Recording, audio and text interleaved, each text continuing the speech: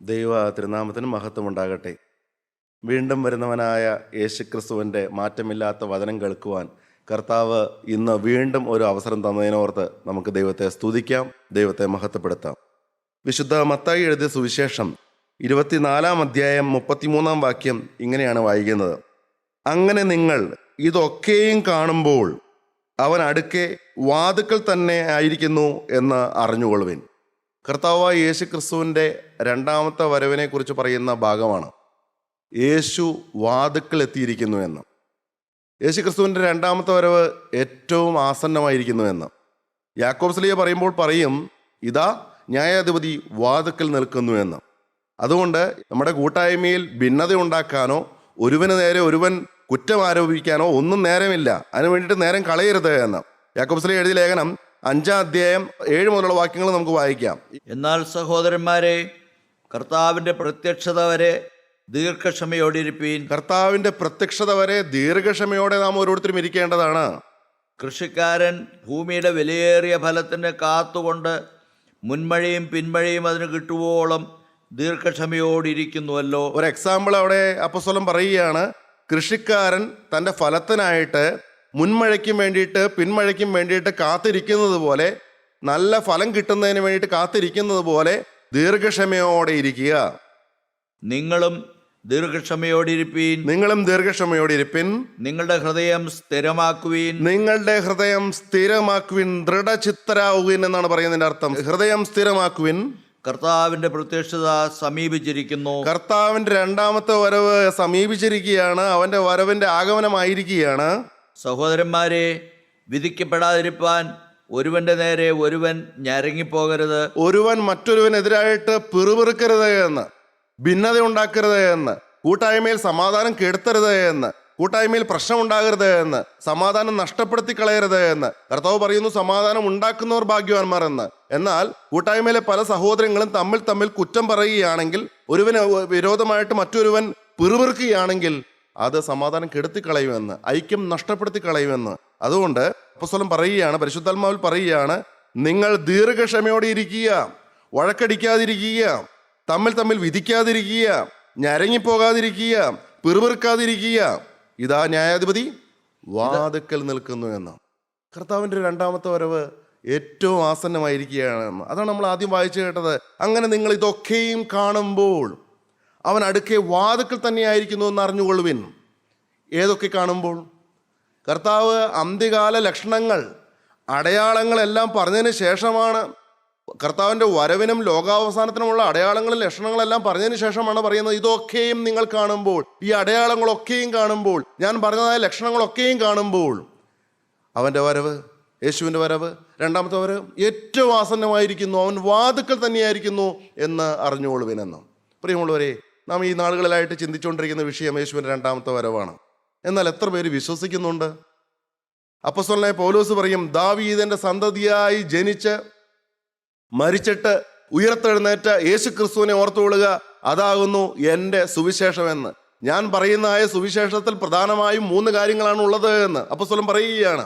ദാവീദിന്റെ സന്തതിയായി ജനിച്ച യേശു, യേശുവിന്റെ ജനനം, ക്രൂശിൽ മരിച്ച യേശു, യേശുവിന്റെ മരണം, ദൈവം ഉയർത്തെഴുന്നേൽപ്പിച്ച യേശു, യേശുവിന്റെ ഉയർത്തെഴുന്നേൽപ്പ്, ഈ 3 കാര്യങ്ങളുമാണ് അപ്പോസ്തലന് പറയാനുള്ളത്. അതാണ് അപ്പോസ്തലന്റെ സുവിശേഷം എന്ന്.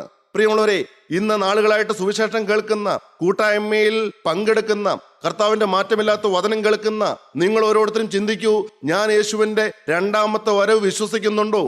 യേശു ക്രിസ്തുവിന്റെ ജനനം ഓർക്കുന്നു, യേശു ക്രിസ്തുവിന്റെ ജീവിതം, സൗമ്യതയും താഴ്മയും വിനയമുള്ള ജീവിതം ഓർക്കുന്നു, യേശു ക്രിസ്തുവിന്റെ ക്രൂശിലെ മരണം, അത് നമ്മുടെ ഓരോരുത്തരുടെയും പാപങ്ങളെ വഹിച്ചുകൊണ്ട് പാപപരിഹാരം വരുത്തുവാൻ വേണ്ടിയിട്ടുള്ള മരണമാണ് ക്രൂശിൽ കർത്താവ് വഹിച്ചത്. എന്നാൽ ദൈവം അവനെ 3-ാം നാൾ ഉയർത്തെഴുന്നേൽപ്പിച്ചു. അതുപോലെ തന്നെ നാം നോക്കി പാർത്തിരിക്കേണ്ട ഒന്നാണ് യേശുവിൻ്റെ രണ്ടാമത്തെ വരവ്. വേദപുസ്തകത്തിൽ നമ്മൾ ഇതിനു മുമ്പ് ചിന്തിച്ചതാണ്. യേശുവിൻ്റെ ഒന്നാമത്തെ വരവിനെ കുറിച്ച് 300ഓളം പ്രവചനങ്ങൾ പ്രവാചകന്മാർ പ്രവചിച്ചിരുന്നു. അത് അന്വർത്ഥമായി 2000 വർഷങ്ങൾക്ക് മുമ്പ്. എന്നാൽ യേശുവിൻ്റെ രണ്ടാമത്തെ വരവിനെ കുറിച്ച് 1800ഓളം പ്രവചനങ്ങളാണ് നമ്മുടെ ബൈബിളിൽ ഉള്ളത്. 1800ഓളം പ്രവചനങ്ങൾ. യേശുവിൻ്റെ രണ്ടാമത്തെ വരവ്. കാലം തിരിച്ചറിയണം പ്രിയമുള്ളവരെ. കർത്താവ് പറഞ്ഞ അന്ത്യകാല ലക്ഷണങ്ങളെല്ലാം ഇന്ന് സംഭവിച്ചുകൊണ്ടിരിക്കുകയാണ്. കാലം അതിൻ്റെ അന്ത്യത്തിലേക്ക് പോയിക്കൊണ്ടിരിക്കുകയാണ്. പക്ഷെ പലരും അത് തിരിച്ചറിയുന്നില്ല, പലരും വിശ്വസിക്കുന്നില്ല. ഒരിക്കൽ കർത്താവായ യേശു ക്രിസ്തു തൻ്റെ ശിഷ്യന്മാരോട് ചോദിക്കുന്നുണ്ട്, നിങ്ങൾ ഇപ്പോഴും വിശ്വസിക്കുന്നില്ലേ? അവർ വളരെയധികം ഭയപ്പെട്ടപ്പോഴാണ് കർത്താവ് പറയുന്നത്, നിങ്ങൾ ഇപ്പോഴും ഭീരുക്കളാണോ? നിങ്ങൾ ഇപ്പോഴും വിശ്വസിക്കുന്നില്ലേ എന്ന്. അവര് പടകിൽ കയറി സമുദ്രത്തിലൂടെ യാത്ര ചെയ്യുമ്പോൾ യേശു ആ പടകിലുണ്ട്. യേശു ആ പടകിൻ്റെ ഒരു അറ്റത്ത് കിടന്ന് ഉറങ്ങുന്നുണ്ട്. പക്ഷേ പെട്ടെന്നാണ് ചുഴലിക്കാറ്റുണ്ടായത്. ചുഴലിക്കാറ്റുണ്ടായപ്പോൾ ആ കടലിലെ തിരമാലകളെല്ലാം, ഓളങ്ങളെല്ലാം വലിയ വലിയ ഓളങ്ങളായിട്ട് തിരമാല പോലെ വന്ന് ഈ വള്ളത്തിലേക്ക് ആഞ്ഞടിക്കാൻ തുടങ്ങി. പടക് മുങ്ങുന്ന ഘട്ടമെത്തി. ഈ ശിഷ്യന്മാർക്ക് ഉറപ്പാണ്, ഈ സമുദ്രത്തിൻ്റെ നടുവിൽ വെച്ച് ഇവർ മുങ്ങി മരിക്കും. കാരണം അതുപോലെ സമുദ്രം വല്ലാതെ കലിയിളകിയിരിക്കുകയാണ്. കൊടുങ്കാറ്റാണ്, ചുഴലിക്കാറ്റാണ്, നിസ്സാരമായ കാര്യമല്ല. സന്ധ്യ മയങ്ങുന്ന സമയമാണ്. ആ ഇരുട്ടുള്ള സമയത്ത് അവർ ഭയക്കുകയാണ്, അവർ ഭയന്ന് നിലവിളിക്കുകയാണ്. എന്നിട്ട് അവർ പറയുകയാണ്, ഞങ്ങൾ നശിച്ചു പോകുന്നതിൽ നിനക്ക് വിചാരമില്ലയോ എന്ന് പറഞ്ഞ് കർത്താവിനെ ഉണർത്തുകയാണ്. അവരുടെ വാക്കുകൾ ശ്രദ്ധിച്ചോ? ഭയം വന്നപ്പോൾ, ജീവിതത്തിൽ കെടുതി വരുമ്പോൾ, ഇന്ന് അനേക വിശ്വാസികൾ എന്ന് പറയുന്ന അനേക കൂട്ടായ്മക്കാർക്ക് പോലും സംഭവിക്കുന്ന കാര്യമാണ്. ജീവിതത്തിൽ അപ്രതീക്ഷിതമായി പല അനർത്ഥങ്ങൾ സംഭവിക്കുമ്പോൾ, അപകടങ്ങൾ സംഭവിക്കുമ്പോൾ, കുടുംബജീവിതത്തിൽ കഷ്ടതകൾ വരുമ്പോൾ, അല്ല ഏതെങ്കിലും ജോലി സ്ഥലത്താണ് ജോലി എടുക്കുന്നതെങ്കിൽ, അല്ലെങ്കിൽ വ്യാപാര സ്ഥലത്താണെങ്കിൽ, അല്ലെങ്കിൽ കൃഷിയിടത്തിലാണെങ്കിൽ വിചാരിച്ചതുപോലെ പ്രതീക്ഷിച്ചതുപോലെ സംഭവിക്കാതിരിക്കുമ്പോൾ, കഷ്ടനഷ്ടങ്ങൾ വരുമ്പോൾ, ശരീരത്തിൽ രോഗം വരുമ്പോൾ, അത്യാപത്തുകൾ വരുമ്പോൾ, അത്യഹിതങ്ങൾ വരുമ്പോൾ, കൂട്ടായ്മക്കാർ എന്ന് പറയുന്ന വിശ്വാസികൾ പോലും ചഞ്ചലപ്പെട്ടു പോവാറുണ്ട്. നിനക്ക് വിചാരമില്ലയോ? ഞങ്ങൾ നശിച്ചു പോകുന്ന നീ കാണുന്നില്ലയോ എന്ന് ദൈവത്തെ ചോദ്യം ചെയ്യാറുണ്ട്. നിങ്ങൾ അങ്ങനെയുള്ളവരാണോ? പ്രിയമുള്ളവരെ, കർത്താവ് പറയുകയാണ്, നിങ്ങൾ ഇപ്പോഴും വിശ്വസിക്കുന്നില്ലയോ? നിങ്ങൾ ഇപ്പോഴും വിശ്വസിക്കാത്ത ഭീരുക്കളാകുകയാണോ എന്ന്. ആ ശിഷ്യന്മാർ ഓർക്കണം കർത്താവ് ആരാണ്. ശിഷ്യന്മാർ ഓർക്കണം, അതിനു മുമ്പ് കർത്താവ് ചെയ്ത അടയാളങ്ങൾ എന്തെല്ലാമാണ്, അത്ഭുതങ്ങൾ എന്തെല്ലാമാണ്. അനേക രോഗികൾക്ക് സൗഖ്യം കൊടുക്കുന്നത് ശിഷ്യന്മാർ കണ്ടതാണ്. 5 അപ്പം 5000 വീതം വെക്കുന്ന ശിഷ്യന്മാർ കണ്ടതാണ്. പ്രിയമുള്ളവരെ, പല അത്ഭുതങ്ങളും അടയാളങ്ങളും നടക്കുന്നത് കണ്ടിട്ട് മരിച്ചവർ പോലും ഉയർത്ത് നിൽക്കുന്നത് കണ്ടിട്ടും വാടിപ്പോകുന്ന ശിഷ്യന്മാർ. പ്രിയമുള്ളവരെ, നിങ്ങൾ ചിന്തിക്കൂ, നിങ്ങളുടെ ജീവിതത്തിലേക്ക് നോക്കൂ. എന്തെല്ലാം അടയാളങ്ങളും അത്ഭുതങ്ങളും ദൈവം നിങ്ങളെ കാണിച്ചു. നിങ്ങൾ മാനസാന്തരപ്പെട്ട കാലത്തിന് ശേഷം, അതിനുശേഷം എന്തെല്ലാം അടയാളങ്ങളും അത്ഭുതങ്ങളും ദൈവം നിങ്ങളെ കാണിച്ചു. എത്ര അത്ഭുതങ്ങൾ നിങ്ങൾ കണ്ടു. നിങ്ങളുടെ ജീവിതത്തിൽ മാത്രമല്ല, നിങ്ങളുടെ കുടുംബാംഗങ്ങളുടെ ജീവിതത്തിൽ മാത്രമല്ല, നിങ്ങളുടെ കൂട്ടായ്മയിലേക്ക് നോക്കൂ. എത്രയോ പേർ എഴുന്നേറ്റ് സാക്ഷ്യം പറയുന്നത് നിങ്ങൾ കേട്ടു. അവരുടെ രോഗങ്ങൾ മാറിയത്, ക്യാൻസർ രോഗം പോലും മാറ്റപ്പെട്ടു പോയത്, അവരുടെ മദ്യപാനം മാറിപ്പോയത്, അനേകരെ ബ്ലൂ ഫിലിംസിനും കഞ്ചാവിനും അടിമയായിരുന്നവർ എഴുന്നേറ്റ് സാക്ഷ്യം പറയുന്നത് നിങ്ങൾ കേട്ടില്ലേ? കർത്താവായ യേശുവിന്റെ മാറ്റമില്ലാത്ത വചനം കേട്ടപ്പോൾ, യേശു ഞങ്ങളുടെ ചങ്കിനകത്ത് വന്നപ്പോൾ ഞങ്ങളുടെ ജീവിതം മാറി എന്ന് പറയുന്നത് നിങ്ങൾ കേട്ടിട്ടില്ലേ? പ്രിയമുള്ളവരെ, നിങ്ങൾക്ക് തന്നെ അനുഭവമല്ലേ? നിങ്ങളുടെ ജീവിതത്തിലേക്ക് നോക്കൂ. എൻ്റെ ജീവിതത്തിലേക്ക് ഞാനും തിരിഞ്ഞു നോക്കുകയാണ്. കർത്താവേ, എന്തിനെല്ലാം വേണ്ടിയിട്ടാണ് ഞാൻ സമയം പാഴാക്കിയത്? ഈ ലോകത്തിന് വേണ്ടിയിട്ട്, അശുദ്ധിക്ക് വേണ്ടിയിട്ട്, ഈ ലോകത്തിന്റെ അടിമയായിട്ട് ഒരു പേപ്പട്ടിയെ പോലെ ലോകത്തിന് പിന്നാലെ ഒരു കാലം എനിക്ക് ഉണ്ടായിരുന്നു. പ്രിയമുള്ളവരെ, എൻ്റെ കുടുംബം മദ്യപാനത്തിന്റെ കുടുംബമായിരുന്നു. എൻ്റെ കുടുംബം അടിയുടെയും ബഹളത്തിന്റെയും കലഹത്തിന്റെയും കുടുംബമായിരുന്നു. എൻ്റെ കുടുംബം അഴുക്കിന്റെ കുടുംബമായിരുന്നു. പ്രിയമുള്ളവരെ, തെറിയും ബഹളവും മാത്രം മുഴുവൻ കേട്ട കുടുംബമായിരുന്നു. ആ കുടുംബത്തിൽ നിന്നാണ് ഇന്ന് ജീവന്റെ വചനവുമായിട്ട് നിങ്ങളുടെ മുമ്പാകെ നിൽക്കുന്നത്. എന്തെല്ലാം അടയാളങ്ങളും അത്ഭുതങ്ങളാണ് കർത്താവ് നമുക്ക് തന്നത്. നിങ്ങൾ നോക്കൂ പ്രിയമുള്ളവരെ, നിങ്ങൾ നന്ദിയുള്ളവരാകൂ, നിങ്ങൾ വിശ്വാസമുള്ളവരാകൂ. ഓർക്കൂ, എത്ര അടയാളങ്ങൾ. കർത്താവ് ചോദിക്കുകയാണ്, നിങ്ങൾ ഇപ്പോഴും വിശ്വസിക്കുന്നില്ലയോ എന്ന്. വേദപുസ്തകത്തിൽ 1800ഓളം പ്രവചനങ്ങൾ യേശുവിൻ്റെ രണ്ടാമത്തെ വരവിനെ കുറിച്ച് പറഞ്ഞിട്ടും വിശ്വസിക്കാത്തവരുണ്ട്. മത്തായിയുടെ സുവിശേഷം 24-33 ഒന്നുകൂടെ വായിക്കാം. അങ്ങനെ നിങ്ങളിതൊക്കെയും കാണുമ്പോൾ അവൻ അടുക്കെ വാതിൽക്ക തന്നെ ആയിരിക്കുന്നു എന്ന് അറിഞ്ഞുകൊള്ളുവീൻ. യേശുവിൻ്റെ വരവിൻ്റെ, ലോക അവസാനത്തിൻ്റെ, യുഗാന്ത്യത്തിൻ്റെ അടയാളങ്ങളും എല്ലാം പറഞ്ഞതിന് ശേഷം, ലക്ഷണങ്ങളെല്ലാം പറഞ്ഞതിന് ശേഷമാണ് പറയുന്നത്, നിങ്ങളിതൊക്കെയും കാണുമ്പോൾ അവൻ അടുക്കെ വാതുക്കൾ തന്നെയായിരിക്കുന്നു എന്ന് അറിഞ്ഞുകൊള്ളുവിൻ. പ്രിയമുള്ളവരെ, ഇനി പാപത്തിലേക്ക് പോകല്ലേ. കർത്താവിൻ്റെ രണ്ടാമത്തെ വരവ് ഏറ്റവും ആസന്നമായിരിക്കുകയാണ്. ഒരുങ്ങിയിരിക്കേണ്ട സമയമാണ്, ഉണർന്നിരിക്കേണ്ട സമയമാണ്, പ്രാർത്ഥനയോടെ ഇരിക്കേണ്ട സമയമാണ്, സുബോധത്തോടെ ഇരിക്കേണ്ട സമയമാണ്. ലൗകിക കാര്യങ്ങളിൽ ഇടപെട്ട് കാണുന്ന പ്രിയമുള്ളവരെ, ആത്മീയ ജീവിതം നശിപ്പിച്ച് കളയാനുള്ള സമയമല്ല. ഈ ലോകത്തിന്റെ പിന്നാലെ ദാഹത്തോടെ പാപം ചെയ്യാൻ വേണ്ടിയിട്ട് ഓടി നടന്ന സമയം പാഴാക്കി കളയേണ്ട ടൈമല്ല കർത്താവിൻ്റെ രണ്ടാമത്തെ വരവ്. മത്തായിയുടെ സുവിശേഷം 24-1 മുതലുള്ള വാക്യങ്ങൾ നമുക്ക് വായിക്കാം. മത്തായിയുടെ സുവിശേഷം 24 മുഴുവനും ഈ ഭാഗങ്ങളാണ് പറയുന്നത്. യേശുവിൻ്റെ രണ്ടാമത്തെ വരവിനെക്കുറിച്ചും ലോകാവസാനത്തെക്കുറിച്ചുമാണ് പറയുന്നത്. പ്രിയമുള്ളവരെ, അവിടെ പറയുന്ന കാര്യങ്ങളിലെല്ലാം നമ്മൾ കൂട്ടിയോജിച്ച് ലേഖനങ്ങളിൽ നിന്നെല്ലാം എടുത്ത് വായിക്കുകയാണെങ്കിൽ യേശുവിൻ്റെ മേഘപ്രത്യക്ഷതയെക്കുറിച്ചും മഹത്വ പ്രത്യക്ഷതയെ കുറിച്ചും എല്ലാം പറയുന്നുണ്ട്. എതിർ ക്രിസ്തുവിന്റെ വരവിനെ കുറിച്ച് പറയുന്നുണ്ട്. മഹോപദ്രവ കാലത്തെക്കുറിച്ച് പറയുന്നുണ്ട്. പ്രിയമുള്ളവരെ, അന്ത്യ ന്യായവിധികളെ കുറിച്ചെല്ലാം പറയുന്നുണ്ട്.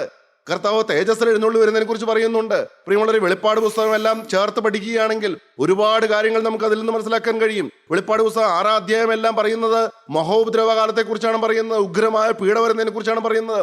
മത്തായിയുടെ സുവിശേഷം 24-ാം അധ്യായത്തിൽ പറയുന്ന അനേകം കാര്യങ്ങൾ വെളിപ്പാട് പുസ്തകത്തിൽ പറയുന്നുണ്ട്, 6-ാം അധ്യായത്തിൽ പറയുന്നുണ്ട്. എതിർ ക്രിസ്തുവിന്റെ ഭരണം, മഹോപദ്രവകാലം, പ്രിയമുള്ളവരെ, ലോകാവസാനം, പല പല യുദ്ധങ്ങൾ. വേദപുസ്തകം പറയുന്നു, ഇവിടെയുള്ള 3-ാം ലോക മഹായുദ്ധത്തെക്കുറിച്ചല്ല പറയുന്നത്, അതിനുശേഷമുള്ള ഹർമഗദ്ദോൻ യുദ്ധത്തെക്കുറിച്ച് പറയുന്നു, ഗോഗ് മാഗോഗ് യുദ്ധത്തെക്കുറിച്ചെല്ലാം വെളിപ്പാട് പുസ്തകം പറയുന്നു. പ്രിയമുള്ളവരെ, അനേക യുദ്ധങ്ങൾ വരുന്നു എന്ന് നമുക്ക് വായിക്കാം. യേശു എന്താണ് പറയുന്നതെന്ന് വായിക്കാം. യേശു ദൈവാലയം വിട്ടു പോകുമ്പോൾ ശിഷ്യന്മാർ അവന് ദൈവാലയത്തിൻ്റെ പണി കാണിക്കേണ്ടതിന് അവൻ്റെ അടുക്കൽ വന്നു. അവൻ അവരോട്, ദൈവത്തിനുമുഖത്ത് ശിഷ്യന്മാർ പറയുകയാണ്, ലൂക്കോസിന്റെ സുവിശേഷം കൂടി ചേർത്ത് വെച്ച് വായിക്കുകയാണെങ്കിൽ പറയുകയാണ്, ശിഷ്യന്മാർ പറയുകയാണ്, ഈ മനോഹരമായ കല്ലുകൾ നീ കാണുന്നു, ദേവാലയത്തിലെ പണി കാണിക്കുകയാണ്. മനോഹരമായ കല്ലുകളാലും വഴിപാടുകളാലും അലങ്കരിക്കപ്പെട്ടിരിക്കുന്നതായ ഈ പണികളെല്ലാം നീ കാണുന്നുവോ എന്ന് ചോദിക്കുകയാണ് കർത്താവിനോട്. കർത്താവ് ദേവാലയത്തിലേക്ക് നോക്കി. എന്നിട്ട് കർത്താവ് എന്തു പറഞ്ഞു? അവനവരോട്, ഇതെല്ലാം കാണുന്നില്ലയോ? ഇടിഞ്ഞു പോകാതെ കല്ലിന്മേൽ കല്ല് ഇവിടെ ശേഷിക്കുകയില്ല എന്ന് ഞാൻ സത്യമായിട്ട് നിങ്ങളോട് പറയുന്നു. അതൊരു പ്രവചനമായിരുന്നു പ്രിയമുള്ളവരെ. കർത്താവ് പറയുകയാണ്, ഇടിഞ്ഞു പോകാതെ കല്ലിന്മേൽ ഈ കല്ല് ശേഷിക്കുകയില്ല എന്ന്. ദേവാലയം തകർക്കപ്പെടുമെന്ന് പറയുകയാണ്. യെരുശലേം ദേവാലയം പണിതത്, ഒന്നാമത്തെ ദേവാലയം പണിതത് ശലോമോൻ രാജാവാണ്. BC 959 ശലോമോൻ രാജാവാണ് ഒന്നാമത് ദേവാലയം പണി കഴിപ്പിച്ചത്. പ്രിയമുള്ളവരെ, അത് 7 വർഷമെടുത്തു അത് പൂർത്തീകരിക്കാൻ വേണ്ടിയിട്ട്. പറയുന്നത് ശില്പചാതുര്യത്തിൻ്റെ യഥാർത്ഥ മൂർത്തിഭാവമാണെന്നാണ് പറയുന്നത്. അത്ര മനോഹരമായിട്ടാണ് ആ ദേവാലയം പണിതത്. എന്നാൽ 370 വർഷങ്ങൾക്ക് ശേഷം ഈ ദേവാലയം നശിപ്പിച്ചു. ബാബേൽ രാജാവായ നെബൂഖദ്നേസർ രാജാവ് വന്ന് ഈ ദേവാലയം മുഴുവനും നശിപ്പിച്ചു കളഞ്ഞു പ്രിയമുള്ളവരെ. എന്നാൽ ഗവർണറായ സെരുബാബേലിൻ്റെ നേതൃത്വത്തിൽ പേർഷ്യൻ രാജാവായ സൈറസ് ചക്രവർത്തിയുടെ കാലത്ത് ഈ സെരുബാബേലിൻ്റെ നേതൃത്വത്തിൽ ഈ ദേവാലയം വീണ്ടും പണിതു. BC 516 ബാബേൽ പ്രവാസത്തിന് ശേഷമാണ് ഈ ദേവാലയം പണിതത്. അതിനുശേഷമാണ് യേശു പ്രവചിക്കുന്നത് ഈ ദേവാലയം തകർക്കപ്പെടുമെന്ന്. അങ്ങനെ AD 70 റോമാക്കാർ വന്ന് യെരുശലേമിനെ വളഞ്ഞ് യെരുശലേം പട്ടണവും ദേവാലയവും മുഴുവനും നശിപ്പിച്ചു കളഞ്ഞു പ്രിയമുള്ളവരെ. അടിത്തറ വരെ ഇളക്കിയെന്നാണ് പറയുന്നത്. പ്രിയമുള്ളവരെ, അങ്ങനെ അടിത്തറ ഇളക്കി അതിന്മേൽ കല്ല് ശേഷിച്ചില്ല എന്ന് അന്ന് റോമക്കാർ വന്ന് പട്ടണം വളഞ്ഞു. ഏതാണ്ട് 6 ലക്ഷം യഹൂദന്മാരെയാണ് അന്ന് കൊന്നൊടുക്കിയത്. അനേകരെ തടവുകാരാക്കി, യഹൂദന്മാരെ തടവുകാരാക്കി. 6 ലക്ഷം യഹൂദന്മാര്. ഹിറ്റ്ലറുടെ കാലത്ത് 60 ലക്ഷം യഹൂദന്മാരായിരുന്നെങ്കിൽ അന്ന് റോമാക്കാർ വന്ന് തീത്തോസ് കൈസറിന്റെ നേതൃത്വത്തിൽ 6 ലക്ഷം യഹൂദന്മാരെ കൊന്നൊടുക്കിയെന്നാണ് പറയുന്നത്. അതിനൊരു കാരണമുണ്ട് പ്രിയമുള്ളവരെ. യെരുശലേം ദേവാലയം നശിക്കുവാൻ, ഇത്രയും ലക്ഷം ജനങ്ങൾ മരിക്കുവാൻ ഒരു കാരണമുണ്ട്. എന്താണ് കാരണം? കർത്താവായ യേശു ക്രിസ്തുവിനെ ക്രൂശിക്കുന്ന സമയത്ത് പീലാത്തോസ് ജാതീയ രാജാവാണ്. ഗവർണറായ പീലാത്തോസ് പറയുകയാണ്, ഈ നീതിമാൻ രക്തത്തിൽ എനിക്ക് പങ്കില്ല എന്ന്. എന്നിട്ട് കൈ കഴുകുകയാണ്. എന്നാൽ ദൈവത്തിൻ്റെ ജനമെന്ന് അവകാശപ്പെട്ട യഹൂദന്മാർ പറഞ്ഞു, അവൻ രക്തം ഞങ്ങളുടെ മേലും ഞങ്ങളുടെ മക്കളുടെ മേലും വന്ന് വീഴട്ടെ എന്ന്. പ്രിയമുള്ളവരെ, അത് ഇതുവരെ അവരുടെ മേൽ നിന്ന് മാറിയിട്ടില്ല പ്രിയമുള്ളവരെ. എത്രയെല്ലാം പീഡയിലൂടെയാണ് യഹൂദന്മാർ കടന്നുപോയത്. കർത്താവായ യേശു ക്രിസ്തു തന്നെ നഗരത്തിന് സമീപിച്ചപ്പോൾ, യെരുശലേം നഗരത്തിന് സമീപിച്ചപ്പോൾ അതിനെ ഓർത്ത് കരഞ്ഞു എന്ന് വേദപുസ്തകം പറയുന്നുണ്ട്, വിലപിച്ചു എന്ന്. ഈ നാളിൽ നിന്റെ സമാധാനത്തിനുള്ളത് നീയും അറിഞ്ഞുവെങ്കിൽ കൊള്ളായിരുന്നു. ഇപ്പോഴും അത് നിന്റെ കണ്ണിന് മറവാകുന്നു. നിന്റെ സന്ദർശനകാലം നീ അറിയാത്തത് കൊണ്ട് നിന്റെ ശത്രുക്കൾ നിനക്ക് ചുറ്റും വാടകോരി നിന്നെ നശിപ്പിക്കുമെന്ന്. 4 പുറത്തുനിന്ന് ഞെരുക്കി നിന്നെയും നിന്നിലുള്ള നിന്റെ മക്കളെയും നിലത്ത് തള്ളിയിട്ട് കല്ലിന്മേൽ കല്ല് ശേഷിപ്പിക്കാത്ത കാലം വരുമെന്ന് കർത്താവായ യേശു തന്നെ പറയുന്ന ഭാഗമുണ്ട്. എന്തുകൊണ്ട്? നീതിമാൻ രക്തം ഞങ്ങളുടെ മേലും ഞങ്ങളുടെ മക്കളുടെ മേലും വന്ന് വീഴട്ടെ എന്ന് പറഞ്ഞു. അതിനുശേഷം യഹൂദന്മാർ, ഈ തീത്തോസ് കൈസർ വന്ന AD 70 യെരുശലേം നശിപ്പിച്ചപ്പോൾ യഹൂദന്മാർ ചിതറിപ്പോയി പ്രിയമുള്ളവരെ. ലോകത്തിന്റെ നാനാഭാഗങ്ങളിലേക്ക് യഹൂദന്മാർ ചിതറി ഓടി. നമ്മുടെ ഇന്ത്യയിൽ, കേരളത്തിൽ, മട്ടാഞ്ചേരിയിലും വന്നവർ പാർത്തു എന്ന് നിങ്ങൾക്ക് പലർക്കും അറിയാമല്ലോ. എന്നാൽ 1948 ആ രാഷ്ട്രം പുനഃസ്ഥാപിക്കുന്ന സമയത്താണ് ഇവിടെ നിന്ന് എല്ലാവരും തിരികെ പോയത്. പ്രവചനത്തിൽ പറയുന്നു, പ്രാവുകളെ പോലെ പറന്നു വരുന്നോർ ഇവർ ആരെന്ന്. യഹൂദന്മാര് ഫ്ലൈറ്റ് എല്ലാം പിടിച്ച് തിരിച്ച് അവരുടെ രാഷ്ട്രത്തിലേക്ക് പോയതിനെ കുറിച്ചുള്ള പ്രവചനങ്ങളെല്ലാം ഉണ്ട്. ദൈവത്തിന് മഹത്വം, ദൈവത്തിന് സ്തോത്രം. ഇപ്പോൾ ആ ദേവാലയം നശിപ്പിക്കപ്പെട്ടതിന് ശേഷം ഇപ്പോൾ അവിടെ ഒരു മുസ്ലിം പള്ളിയാണ്. ഇതുവരെയും 2000 വർഷമായിട്ടും അവർക്കൊരു ദേവാലയം കിട്ടിയിട്ടില്ല. വിശുദ്ധ മത്തായി എഴുതിയ സുവിശേഷം 24 അധ്യായം 1 മുതലുള്ള വാക്യം വീണ്ടും വായിക്കാം. യേശു ദേവാലയം വിട്ടു പോകുമ്പോൾ ശിഷ്യന്മാർ അവന് ദൈവാലയത്തിൻ്റെ പണി കാണിക്കേണ്ടതിന് അവൻ്റെ അടുക്കൽ വന്നു. അവൻ അവരോട്, ഇതെല്ലാം കാണുന്നില്ലയോ? ഇടിഞ്ഞു പോകാതെ കല്ലിന്മേൽ കല്ലിവിടെ ശേഷിക്കേയില്ല എന്ന് ഞാൻ സത്യമായിട്ടും നിങ്ങളോട് പറയുന്നു എന്ന് പറഞ്ഞു. അവൻ ഒലുമലയിലിരിക്കുമ്പോൾ ശിഷ്യന്മാർ തനിച്ച് അവൻ്റെ അടുക്കൽ വന്നു. അത് എപ്പോൾ സംഭവിക്കുമെന്നും നിന്റെ വരവിനും ലോകാവസാനത്തിനും അടയാളം എന്ത് എന്നും പറഞ്ഞു തരണമെന്ന് അപേക്ഷിച്ചു. ദൈവത്തിന് മഹത്വം. അത് എപ്പോൾ സംഭവിക്കും? ഈ ദേവാലയ നാശത്തെക്കുറിച്ച്, ദേവാലയം തകർക്കപ്പെടുന്നതിനെ കുറിച്ച് കർത്താവ് പറഞ്ഞപ്പോൾ അതെപ്പോൾ സംഭവിക്കുമെന്ന് ശിഷ്യന്മാർ ചോദിച്ചിട്ട് പറയുകയാണ്, നിന്റെ വരവിനും ലോകാവസാനത്തിനും അടയാളം എന്ത് എന്ന് ചോദിക്കുകയാണ്. ഈ ശിഷ്യന്മാർക്കുള്ള മറുപടിയാണ് ഒലിവുമല പ്രഭാഷണം. ഒലിവുമലയിൽ വെച്ചിട്ടാണ് ഈ കാര്യങ്ങളെല്ലാം സംസാരിക്കുന്നത്. ഇവരുടെ ചോദ്യത്തിന് മറുപടിയായിട്ടാണ് കർത്താവ് ഒരു പ്രഭാഷണം നടത്തുന്നത്. ആ 24 അധ്യായം മുഴുവനും ഇതിനെയാണ് കാണിക്കുന്നത്. 25 അധ്യായത്തിലും യേശുവിൻ്റെ രണ്ടാമത്തെ വരവിനെ കുറിച്ചാണ് പറയുന്നത് മുഴുവനും. പ്രിയമുള്ളവരെ, നമുക്ക് ഇതൊരു അടയാളത്തിനായിട്ട് വെച്ചിരിക്കുകയാണ്. ഇത് വായിക്കുന്നവൻ ഗ്രഹിക്കട്ടെ, ചിന്തിച്ചു കൊള്ളട്ടെ എന്ന് കർത്താവ് പറയുന്നുണ്ട്. പലതും മർമ്മങ്ങളാണ് പ്രിയമുള്ളവരെ. അത് ഈ മർമ്മം എന്ന് പറയുന്നത് മനുഷ്യർക്ക് വെളിപ്പെടുന്ന കാര്യമല്ല, എന്നാൽ ദൈവം വെളിപ്പെടുത്തി കൊടുക്കുന്ന കാര്യമാണ് മർമ്മം. മനുഷ്യർക്ക് മറഞ്ഞിരിക്കുന്ന കാര്യമാണെങ്കിൽ പോലും, അവർക്ക് മനസ്സിലാക്കാൻ പറ്റാത്ത കാര്യമാണെങ്കിൽ പോലും വെളിപ്പാടായി ദൈവത്തിൽ നിന്ന് ലഭിക്കുന്ന സത്യമാണ് ഈ മർമ്മം എന്ന് പറയുന്നത്. അത് അപ്പോസ്തലന്മാർക്കെല്ലാം കിട്ടിയിട്ടുണ്ട്.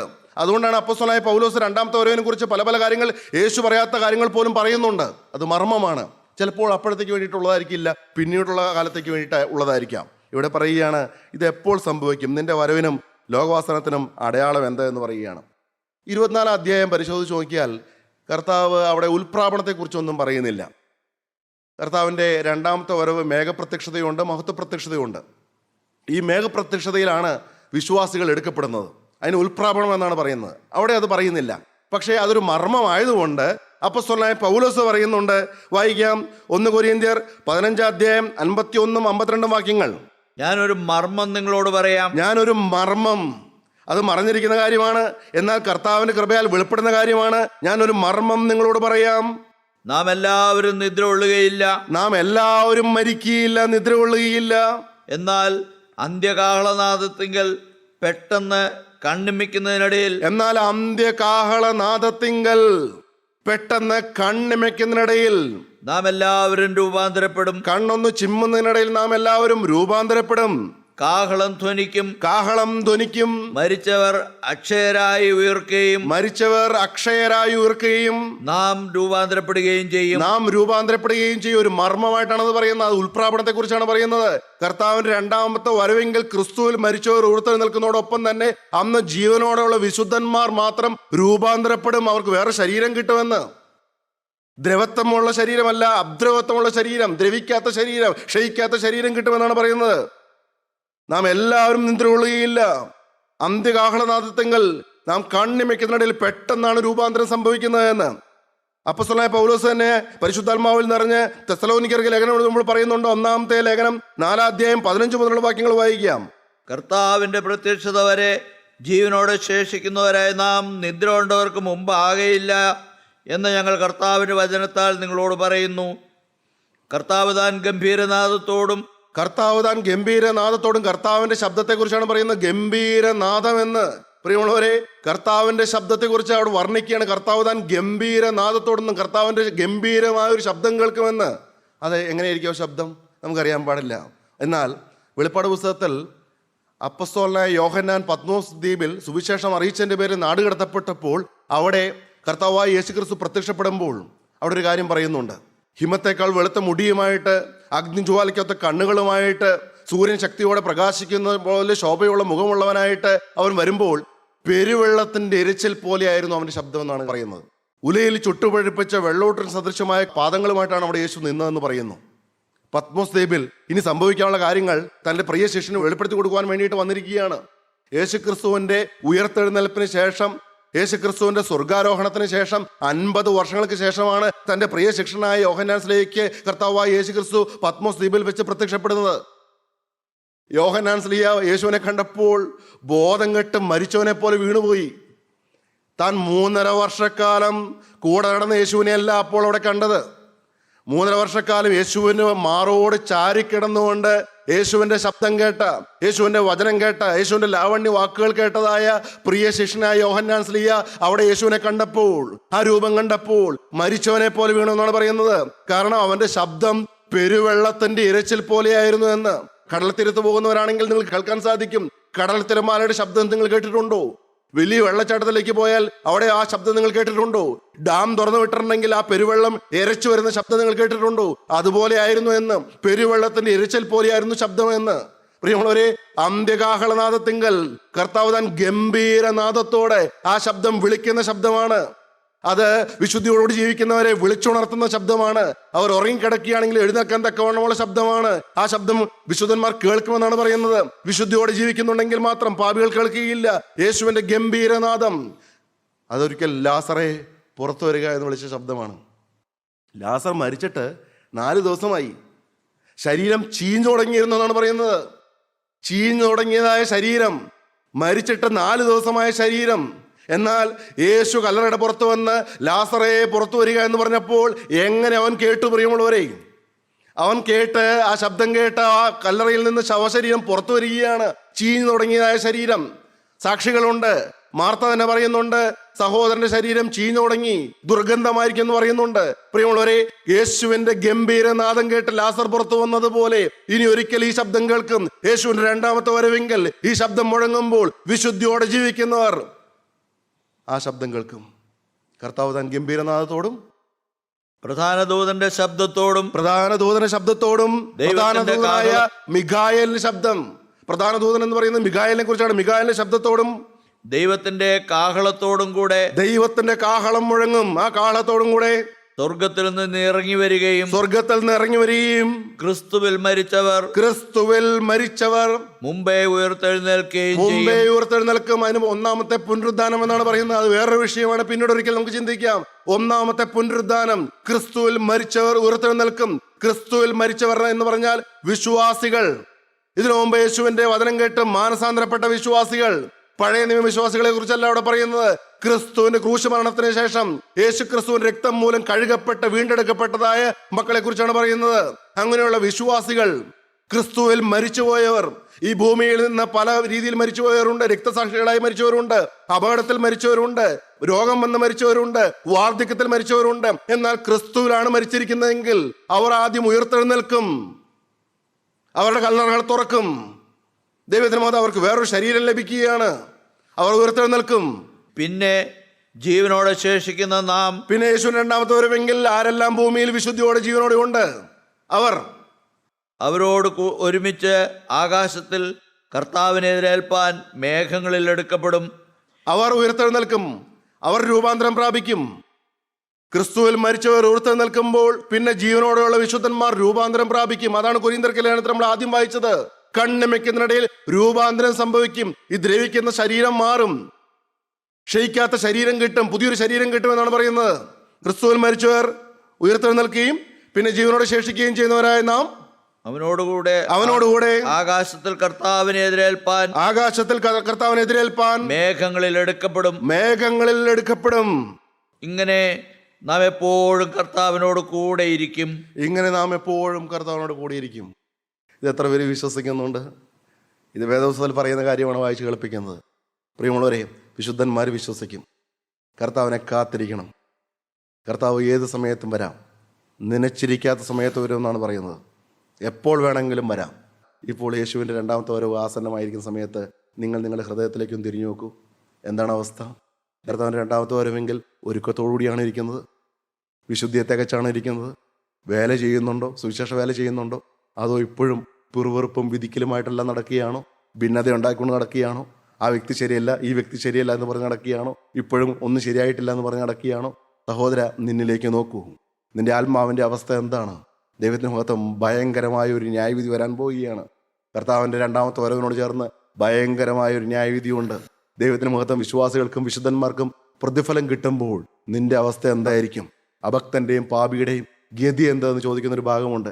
നീതിമാൻ പ്രയാസേനയാണ് രക്ഷ പ്രാപിക്കുന്നതെങ്കിൽ അഭക്തന്റെയും പാപിയുടെയും ഗതി എന്ത്? ന്യായാധിപതി വാതിക്കലെത്തിയിരിക്കുന്ന സമയത്ത് സഹോദര, നീ മാനസാന്തരപ്പെട്ടിട്ടുണ്ടോ? നീ വീണ്ടും ജനിച്ചിട്ടുണ്ടോ?